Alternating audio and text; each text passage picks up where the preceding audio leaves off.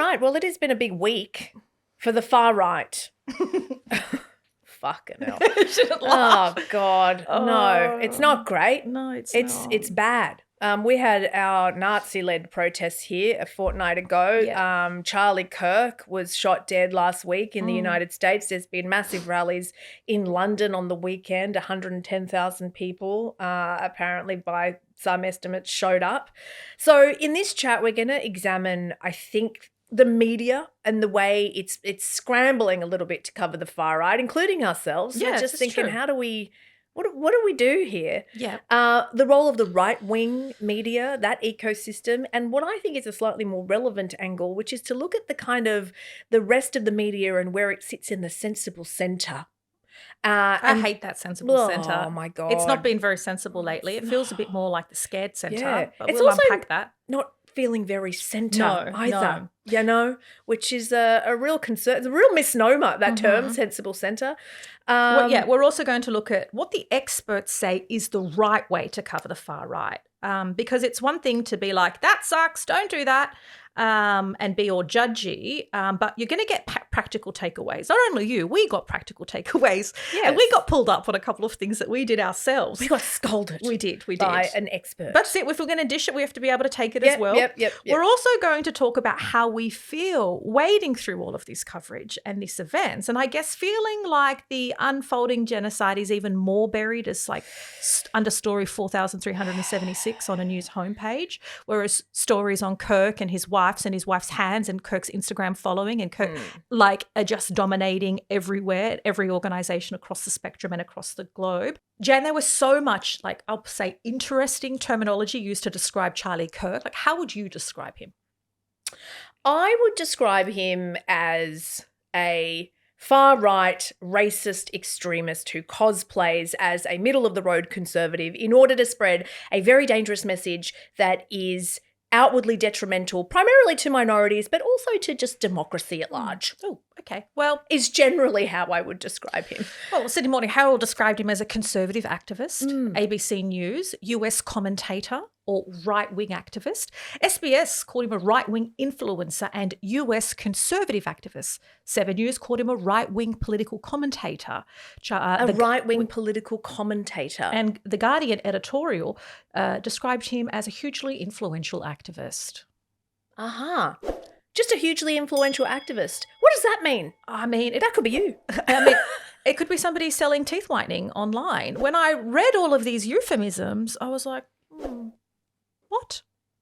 And I guess to highlight the responsibility of the media and the impact it can have, just hours after the shooting, even when the suspect was still at large, there were these headlines and speculations about violence on the left. Even before we knew who the shooter was, even comparisons with the attempted assassination of Donald Trump. That guy was a registered Republican.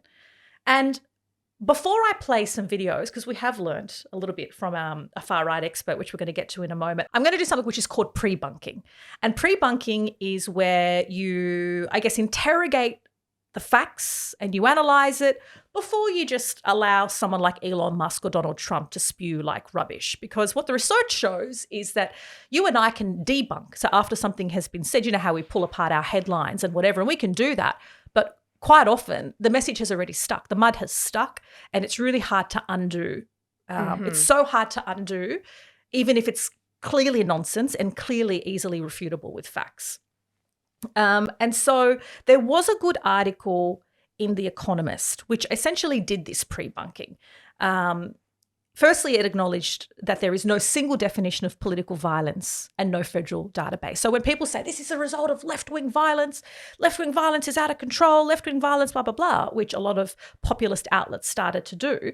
Firstly, it acknowledged, look, it's actually hard to ascertain what it is. However, from the research that we have, there were 2 bodies of research, one from the University of Cincinnati that show that right-leaning attacks are more frequent. Another research from the State University of New York studied political violence between 1990 and 2020 over a 30-year period. Violent acts on the right were far more frequent and deadly than attacks on the left. So that is what the facts are. It is well documented. But that did not stop And I'll play you like a little montage that did not stop Donald Trump, did not stop Elon Musk, and then did not stop Sky News from them being, assembling a montage of people who were just like random students when they were asked to react about Kirk's death, coming to the very inaccurate and early conclusion that this was a result of violence on the left. Okay, so now this could be an interesting thought experiment for people listening. Like, now you know that it's bullshit. It's absolute bullshit. Just have a think about like what your brain does when you hear the following. I'll tell you something that's going to get me in trouble, but I couldn't care less. The radicals on the right oftentimes are radical because they don't want to see crime. They don't want to see crime. Worried about the border. They're saying, we don't want these people coming in. We don't want you burning our shopping centers. We don't want you shooting our people in the middle of the street. The radicals on the left are the problem, and they're vicious and they're horrible. And then you see how much violence there's on the left, with our friend Charlie Kirk getting murdered in cold blood this week, and people on the left celebrating it openly. The left is the party of murder. To see some of this reaction online, leftists celebrating the assassination of Charlie Kirk. Charlie Kirk got shot and killed. How do you feel? Happy. Goodbye. See that Charlie Kirk just got shot and killed? That's good. Girl, someone had to do it.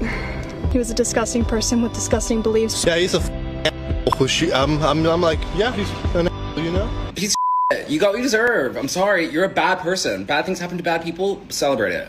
It should happen more often. Not death necessarily, but like karma, big fan of it. Extraordinary stuff. It fills me with despair. So after you know the evidence, but then you hear Trump and then you hear Elon Musk, and then clearly Chris Kenny was like, well, here is evidence. Here is a montage that we collated off the internet. Like, what on earth is that? But I've seen time and time again this suggestion. This is about left-wing violence. And the suspect had not been even found. I mean, we don't even know much about the suspect right now other than he's a white Mormon from Utah. Like he seems to come from a nuclear regular family, seems very ordinary, and his family are Republicans. But there's another point to, seeing Trump, seeing Elon Musk, seeing Chris Kenny and Sky. It's just this very clear example of how interconnected this media ecosystem is, that actually the propaganda of a demagogue, an autocrat like Trump, and I think it's fair to call him that. Yeah. The way in which that type of propaganda can just get disseminated just like at the drop of a hat right around the world. Yeah. And that's why we need the press, the sensible centre, which is now the scared centre or not centre at all, whatever you want to call it, has an even more important job to push back and interrogate it. Well, to be fair, The Economist did a reasonable job, even though their headline, rather than, absolutely debunking it, the headline was, is radical left violence really on the rise in America? So it's still like, I felt like it was still feeding into what they want you to be talking about. Exactly. So it doesn't get 5 stars. No, once you get into the body of the article, but the headline and even the subheading, the killing of Charlie Kirk is part of a grim pattern of political violence. This is what the data shows. So it's still kind of toying with the idea that this is left-wing violence, even though the data categorically denounces it. Yes, and so in a way, it kind of feels like we're just rearranging deck chairs on the Titanic when we do debunking and also pre-bunking, frankly, because the bigger issue is the fact that we do have this, so-called sensible centre, I'm doing air quotes, that while they certainly don't talk about the left being the party of murder, they do play this role in valorising Charlie Kirk, in legitimising him. I'll give you an example, and I'm just going to go straight to like the epitome of the sensible centre, which is the New York Times. Obviously, it's an American story. But if you listen to The Daily, which is the podcast that they put out every day about whatever big event happened, the one that they did directly the day of Charlie Kirk's shooting or the day after, the reporter in that piece said that it had occurred to him that Charlie Kirk was, and I quote, killed in the line of duty. Jesus Christ, what duty was that? This was the reporter saying that it was a thought that he had. It wasn't that he was quoting someone. It was his thought that he thought he would share on the daily podcast, which is listened to by how many millions of people around the world, that this man died in the line of duty as though he was some kind of, returned war hero. Yeah, right. And everybody knows by now the piece that was written by Ezra Klein. I don't know how his brain just like fused in on itself when he wrote that. Charlie Kirk was practicing politics the right way. And there's a very nice black and white image of him looking pensive while holding a mic on stage, about to have this kind of nuanced, really important conversation. And within the piece, Ezra Klein writes, a taste for disagreement is a virtue in a democracy. So just reducing essentially the hate speech. Like there's shit that man has said about black people, about immigrants, about trans people that about doesn't women, bear about repeating. You can't even repeat it. Being identified as just like, hey, it's a little taste for disagreement. Yeah. And he says that liberalism, whatever that is these days, could use a little bit more of Kirk's moxie. Just add a bit of moxie and fearlessness. So like my question is like, who is going to push back against the far right media that is a mouthpiece for an autocrat like Trump when you have the biggest newspaper in the United States, one of the most respected newspapers, essentially in their primary opinion piece, like their star columnist writing that. Okay, and at the one hand, and I always say, like, we should not be talking about Sky News, we should not be talking about The Australian, but the reason we talk about this is because when the rest of the media isn't pushing back or being more critical, then there isn't an enormous amount of difference. They maybe just soften the language or a little bit more polite, but essentially land the same message. And the similar thing happened with the UK rallies. I looked around at the headlines and the coverage of the rallies in the UK. And so these rallies were far right. These rallies had, again, hateful ideology. News.com.au says, a cultural revolution has begun. In inverted commas, UK erupts. That to me sounds like it's kind of galvanizing or cultural revolution. There's a valor to it, isn't there? There's something noble to it. And again, you can say, well, that's news.com.au. Whatever. But then the BBC says, this is its headline, police hurt during Tommy Robinson's Unite the Kingdom rally in London. Now, Unite the Kingdom is not in inverted commas. Unite the Kingdom being put in the headline. Again, it legitimizes the Unite the Kingdom. These people don't want to unite. They want people deported. They want people harmed. They're not uniting anyone. So the BBC adopting their language. I'm like, Is there a huge amount of discrepancy between the BBC, the most trusted news source in the world, and a Murdoch rag down under? In contrast, a little bit better, but I had to really dig for these examples. Al Jazeera says clashes in London as 110,000 join far-right rally against immigration. I'm like, that seems more factual than Unite and the less Kingdom. Favourable. And less euphemistic, less watered down. And CNN, far-right anti-immigration protests in London lead to clashes with police. CNN and Al Jazeera did a better job not having a congratulatory tone towards those on the far right. What blows my mind is how easy it is to find how to not report on the far right. Like if you simply went to google.com and put in Google how to not report on the far right, I promise you will get a slew of very useful reports and information from a variety of far right experts and academics and scholars who have devoted their life essentially to telling people how not to report on the far right. So it's super easy to do. The big one, can I in my 24 hours of research that I did, can I just tell you the big one, which I think we have quite a problem coming to terms with, which is that these people want notoriety. For the love of God, do everything you possibly can to not give it to them. Do not provide disproportionate coverage. Do not have... Do you mean the 9 News article updating people on Charles Kirk's Instagram follow account should not have been written? Probably not. It just could have not been written. That could have been a choice. And I did actually speak to a far right expert, a guy called Dr. Jordan McSweeney, who's from the University of Canberra. We actually had quite a good conversation. And I was like, listen, my brain operates on like a BuzzFeed listicle level these days because it's so worn out by the internet. Like, give me just the top 3, like what is a never, never, never do, right? And he was like, okay, never, never, never do is don't link to any of their socials. Fair. I don't think a lot of news outlets do that. Some do. Yes, some have. We did point out in an earlier episode that the anti-immigration rallies here, the Daily Telegraph, not only linked 3 times, but then we did too. Republished the flyer for those protesters. Remember? So point number 2 is do not republish any of their material. Oh, that's what we did. We did do that. We did. We republished it to tell people not to republish it. It's bad. Did you explain to him that this expert that we were doing it with a critical lens and so it's a bit better? Very much I did explain to him. He said no. Oh no. And point number 3 that he had was do not use euphemizing or legitimate language or legitimizing language to describe these. Like a hugely influential influencer. Yes. For example, this kind of like vague, wishy-washy language. Certainly don't call neo-Nazis right-wing activists. They're neo-Nazis. Just call them neo-Nazis, right? So like that is just so rife in the media to be able to do that. And I did speak to him about, I kind of wanted absolution. I was like, but we are the good ones. Because remember, we were debating whether or not we play Thomas Sewell speaking on the steps of Parliament House in Melbourne, and we did play it in our episode on the Nazi-led rallies, and we put it in the context of like, yo, everyone, there's a fucking Nazi on the steps of Parliament House. Like, this is no good, right? We did put it in that context, and I explained that to Jordan on the phone, and I was like, and what do you reckon? And he was like, no.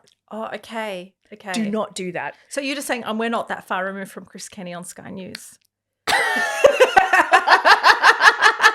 I'm just saying. You're saying. I didn't say that. Okay. I didn't say that. But this is another never. Do not ever quote the far right or neo-Nazis verbatim. Do not play their grabs. Do not interview them. If you're going to try and report what it is that they said, always paraphrase. Journalists have a tendency to be like, well, we need to interview them to understand them, and we need to hold them to account, and we need to make sure that we air this odious blah, blah, blah, blah, blah.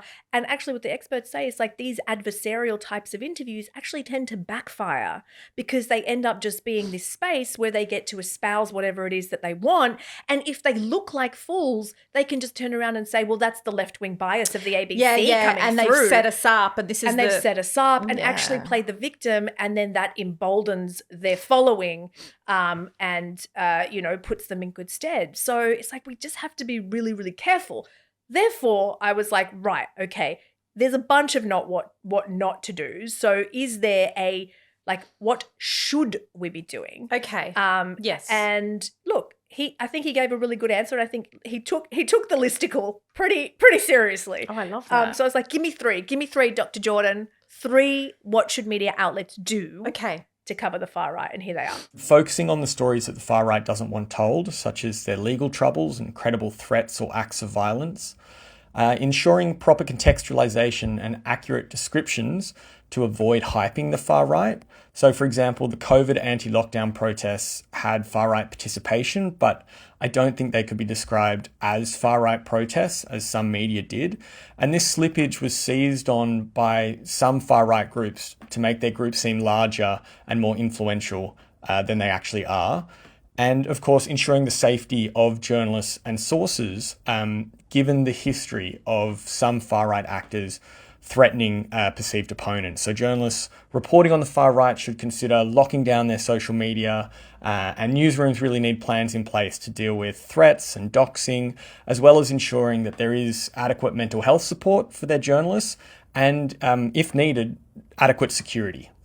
Yeah. Interesting. Yeah, look, and I do know a few friends of mine have who work in various newsrooms have said in the lead up to the, again, air quotes, anti-immigration far-right rallies, that they didn't want to attend those rallies, they went in place of other colleagues who weren't feeling safe to attend. So there is a definite fear. And I would dare say that going to a rally where there's lots of cameras is the safer end of town in terms of covering the far right. I think it's once you start poking around their financial or legal troubles or the impacts they're having on people that I think you get in difficult, difficult and dangerous territory. And I know that there are some news influencers or media influencers or whatever you want to call them who are currently facing a horrible amount of death threats and trolling, not because they've been investigating the far right, just because they haven't appropriately mourned Charlie Kirk's death. This is the guy who started a thing called the Professor Watch List in 2016, which was a running list of professors and academics and scholars that were essentially teaching things that he and his group, Turning Points USA, just did not like. Let me just give you one example of one professor. God knows how many academics are on this list. This is just one of them. Here's what he ended up on the list for. His name is Sean Swaller. Articles published on the Turning Point USA website criticize Schwaller's teachings, stating he allegedly teaches students that the supporters of President Donald Trump are part of a white patriarchal America. Schwaller told me most of what Turning Point leaders say about him is false. I fear that this is the start of some kind of new wave of political violence on college campuses, and that folks, for instance, on the professor watch list could be targeted. Is that the professor talking? That's the professor talking. Because he said a white patriarchal... Because he's teaching that followers of Donald Trump follow a white patriarchal style of American politics. Which they do unashamedly. Like Kirk says to women, return to your husbands, or succumb to your husbands. That's right. Don't try to make this make sense. It does not make sense. But what I'm saying is that this is something that was started and perpetuated by Charlie Kirk, a feeling of fear and a feeling of paranoia and a feeling that you can't be open with academic freedom, and professors getting doxxed and having to move offices and doing all of this, contortions to maintain their safety. And of course, a lot of them are black professors, a lot of them are trans professors, just teaching shit that he doesn't like. And so just to go back to Ezra Klein, characterizing Charlie Kirk's, life and modus operandi as just disagreements are good within society. It's just an utter mischaracterization and has absolutely no taking into account of the people that are really impacted by what he has done and said this past decade. Yeah. I think in addition to the absolute saturation of coverage and the non-critical coverage and the coverage in the so-called centre that didn't appear all that different from the right, for me was this overwhelming sense of sadness at just how much attention was given to one life. Yeah. And how much, what about his children and what about his wife? Valid points. When we have seen so many children and wives and families, I just felt like, is this for real? Is this for real? And I just know with more journalists being killed in Gaza, less images are coming out of Gaza, and they're ramping up their attacks and their whole we should value people's lives. And if you're not crying enough over Charlie Kirk, then what are you? I'm still crying over the hundreds of thousands. I'm still crying over Hind Rajab. I'm still crying over journalist Anas al-Sharif. I'm still, I found it impossible. I struggled. And I thought, am I doing whataboutism? When you go, well, this is sad. Violence is sad. And political violence is bad. Am I doing whataboutism by going, well, what about this? And why aren't we covering this? Man, I found it impossible to mourn him. Not because of, all of the horrible shit that he said and his kind of very nauseating presence and racist views and whatever. That aside, it was almost impossible because to mourn someone in this time for me necessitates a kind of a departure from a reality where grief is the exception. Yeah. And grief is not the exception here. Grief is the rule. How do you mourn someone when you're just in a perpetual state of mourning? It becomes a different state entirely. I haven't stopped going to a funeral in 2 years. What do you mean by that? Well, if you were going to mourn every single dead child in Gaza, I'm going to lose my fucking shit now, so I don't want to do that. Okay. I actually don't want to do that. Okay. How many years would it take you Yeah. to mourn every dead kid? That's not even every dead person. There are not enough days or hours You know if you what were I'm to try and saying? attend So every funeral. There's not enough. There's not enough. And so, like, the idea of having to mourn a man that, like, aided, abetted, cheered this on, it's like I can't, my fucking mind is a graveyard. Like there's no room, bro. Yeah. You know what I mean? And so I don't, maybe that's just, obviously that's me. I'm in a particular like state. No, but I'm there too. And, you know, as part of my travels last week, I was in regional New South Wales and I was meant to give a talk. Well, I did. Not just meant to. I gave a talk to high school students about journalism. And I'm in this state of like shock and numbness. And as I say, having a weekly existential crisis about whether I call myself a journalist. And I just thought, what am I going to tell these students? Like what kind of a you go get them, guys, dream big am I going to give them? And I have spoken on stages of, you know, all over the world, all big and large, under so much more pressure. And I have never felt so paralyzed in terms of what my message is going to be, because I did not know what to tell a room full of 16 and 17-year-olds. Run, dude. Yeah, I know. And as though, and the one thing, this one saving grace is, I wasn't feeling alone. This woman ran in from the street. So I'm in Albury in regional New South Wales, and runs in on the street. This is a very conservative, you know, a conservative town. And then she just like mouths, like, as you know, recognized me and said hello, and then waited in the car park for me to come afterwards to her. And she had rallied a few friends. She's like, we feel like we're going mad. Right. Our friends online are yelling at us because we're not adequately mourning Charlie Kirk's death. And I feel like, what's happened to humanity? And why is this a grief Olympics? And why aren't we allowed to mourn what's happening to Palestinians without being called all of these? Anyway, she just like, I feel like anyway, so she gave me a hug, and I felt like there are souls around the world who are like, and I'm looking at this press coverage and I'm like, this is not making sense. This is not making sense. We're being she kept saying, this is a distraction. This is a distraction. Yeah. I think it is. And I think, like, you know, we talked about like, why, you know, I think you said it to me maybe Monday. Like, I'm feeling off this week. Oh my God, so like, I'm feeling off. I'm feeling off. Yeah, you're looking at me. I'm feeling off too. Yeah. And I think it's because we just kind of know that this is just all a distraction from the genocide. Yeah. Which is it reaching a phase of like, they're just going to fucking exterminate people entirely, and we're here talking about left-wing violence, which like, doesn't exist. Like with this wave of left-wing violence, which is just created and filling the airwaves. And then the bastions of journalism, the stalwarts of journalism, the New York Times, are sitting here talking about how good and how moxie and fearlessness are good, and how disagreements actually are probably quite good for society. Like, what the fuck is going on? And who wrote that BBC headline, Unite the Kingdom, as though that is a statement, not a rallying cry from neo-Nazis?